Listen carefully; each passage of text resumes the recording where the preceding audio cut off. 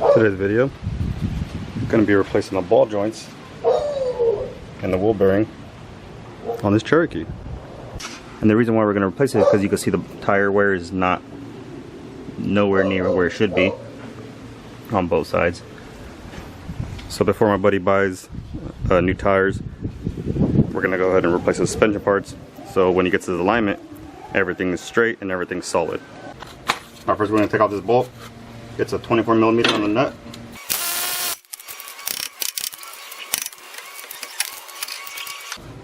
So now you have free range.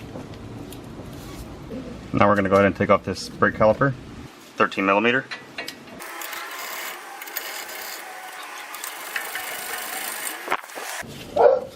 So now we're going to go ahead and tip it back. It'll come out.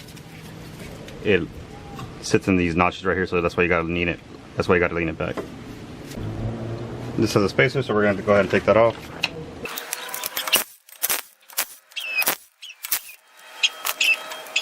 Now we go ahead and take off the rotor. Now we'll go ahead and take off the axle nuts. First we got to take off this cotter pin.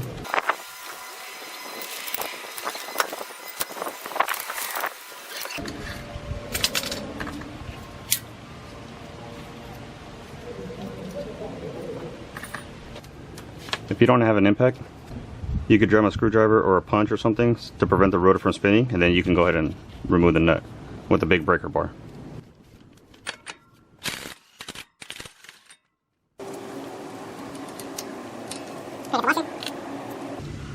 There's 3 bolts holding the wheel bearing on, 12.13mm.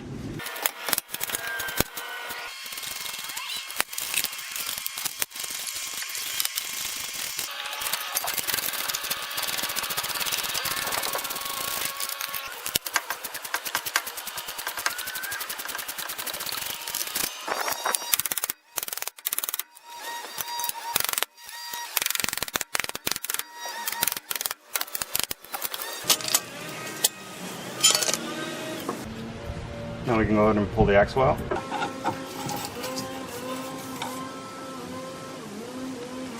We're going to go ahead and take out the bottom cotter pin.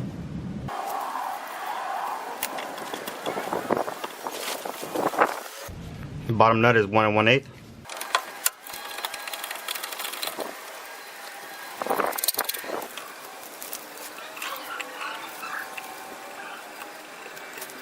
(7/8) for this one.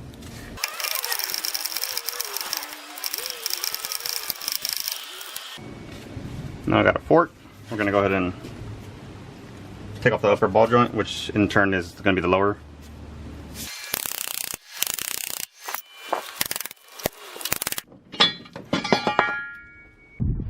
And there you go. Your knuckle is off. So now we can go ahead and start messing with the ball joints. Alright, so I got an open barrel around the ball joint, a cap that has the adapter for the C-clamp.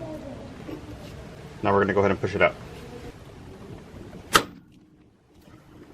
Now I put a socket on the bottom because this barrel was too big, because it just hits the knuckle. So I put a socket in here.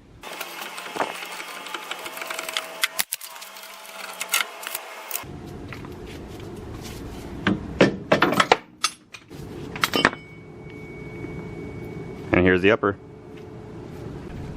And for this lower one, I got this open barrel that has an open slot for the ball joint. Then the bottom of the C-clamp is open. And I'm just going to push on it with the screw itself.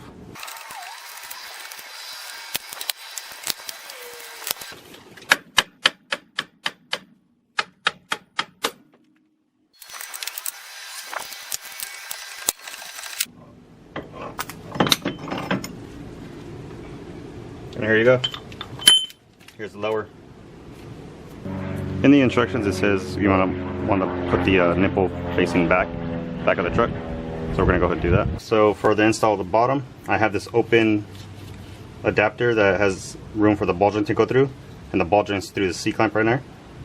I'll take out the dust shield for now, just so I can press up against it without ruining the dust shield, and then I just got a cap up top.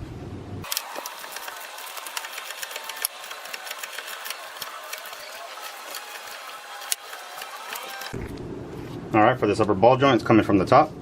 I have the cap to not put any load on the area where you grease it. You got the ball joint, got the knuckle, I got the smallest open barrel, and then the adapter that allows the ball joint through.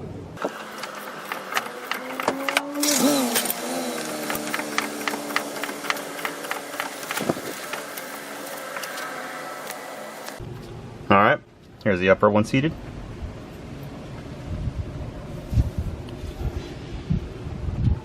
And here's the bottom one seated. Alright, with the ball joints in, we're going to go ahead and put the knuckle back in.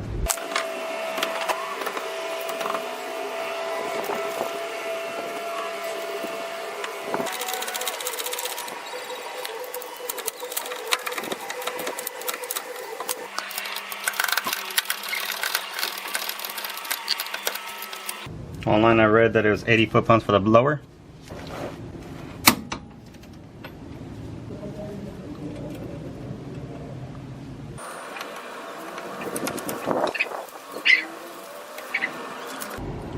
And the upper is 75 foot-pounds.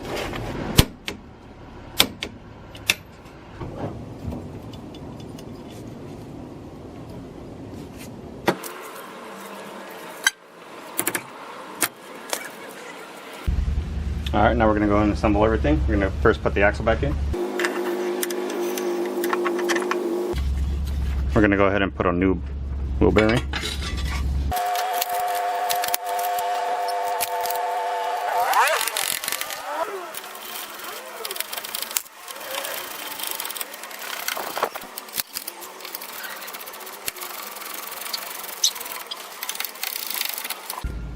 The torque for the wheel bearing is 75 foot-pounds.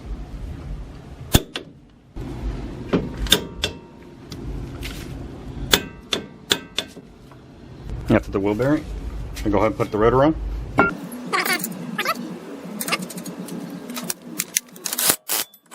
Axle torque is 175. I got a punch right here to hold the rotor.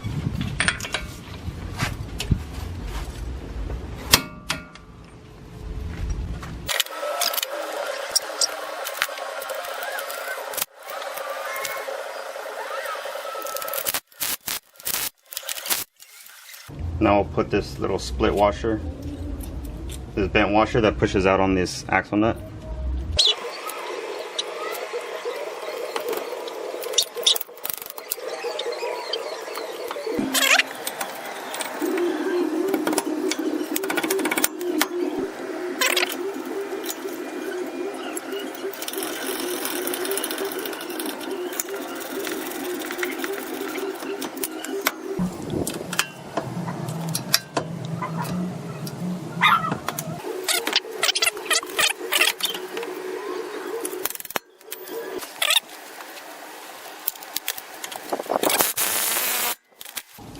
Torque I found online for this tie rod end link is 55 foot-pounds.